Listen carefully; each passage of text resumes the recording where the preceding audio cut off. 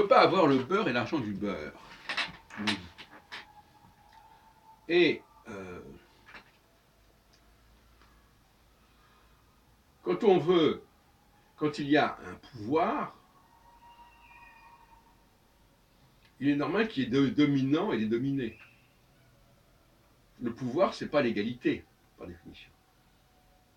Le pouvoir a éventuellement vocation à harmoniser les différences, mais on dit aussi diviser pour régner. Mais, par exemple, si on prend le monde arabe, je ne vois pas ce qu'il y a de si effarant à dire qu'il y avait des populations dominées, tout comme dans n'importe où ailleurs. Les dhimmis, ben, j'ai dit dans un café philo McDo, j'ai dit les dhimmis, ben, c'est une forme de laïcité. La laïcité ne signifie pas que tout le monde soit égal. La laïcité, ça veut dire que tout le monde a un certain droit de citer quelque part, mais pas forcément le même statut. Ça, c'est le prix de la laïcité. Laïcité, oui, même statut, non. Que ce soit juridiquement ou socialement. Parce que c'est pas toujours le juridique n'est pas toujours là, mais il y a des pesanteurs sociales importantes. Si on prend le cas d'Israël, on ne va pas me dire que tout le monde est à égalité. Il y a ceux qui parlent bien l'hébreu, ceux qui ne parlent pas l'hébreu, ceux qui sont ceci, ceux qui sont cela. Donc de toute façon, les inégalités font partie de la vie d'une société.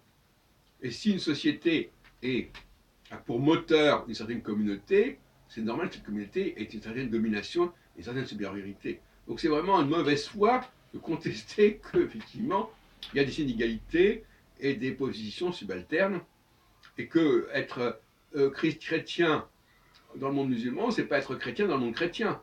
Et qu'être musulman dans le monde musulman, c'est pas la même chose qu'être musulman dans le monde chrétien. Ce sont des évidences. Il faut vraiment être demeuré pour ne pas le comprendre. Alors à ce sujet-là, le problème des étrangers, puisque c'est quand même aussi ça la question, j'en ai parlé très longuement, être étranger, c'est toujours aussi un problème. Ne pas être en accord avec le mainstream, avec la culture dominante, c'est aussi un problème. Mais c'est un problème dans les deux cas. C'est pas un problème simplement pour la population qui est dominée. C'est un problème pour la population qui est dominante. Parce que ces dominés, leur présence même, il faut l'accepter, il faut la supporter. Et elle n'est pas sans problème, cette présence.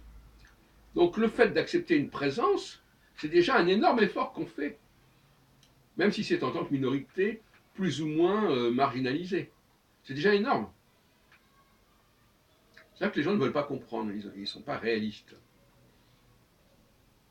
Alors, j'ai beaucoup travaillé sur cette question des étrangers, mais je voudrais simplement apporter une petite pierre supplémentaire, parce que je les connais bien, les étrangers, puisque même dans nos réunions du café philo McDo, ils se glissent dans nos discussions, ils interfèrent, et parfois ils les perturbent, volontairement ou pas. Parce qu'à la fois ça les gêne, et à la fois ils essaient d'y participer, mais avec peu de résultats et peu de bonheur, peu de réussite. Par exemple, un étranger qui ne comprend pas ce qui se dit, qui fait des erreurs d'interprétation, eh bien, il peut faire de nécessité vertu. C'est-à-dire qu'il peut considérer que s'il ne comprend pas, c'est qu'on a mal expliqué. S'il ne comprend pas, c'est que c'est pas clair. Il va renverser la question. Au lieu de dire que c'est lui qui n'est pas au niveau, il va dire, mais non, c'est vous qui n'êtes pas clair. C'est vous qui faites des choses qui ne sont pas compréhensibles. Voyez-vous le genre de dialogue assez vicié et vicieux qui peut exister. Donc, pour terminer, je dirais, oui, effectivement, il peut y avoir une certaine diversité. Cette diversité a un coût psychologique, un coût social. Et le fait d'être accepté en tant qu'étranger dans un groupe, dans une société, c'est de la part de la société qui accepte le fait d'accepter qu'il puisse y avoir des perturbations qui seront nées de cette adoption et de cette acceptation.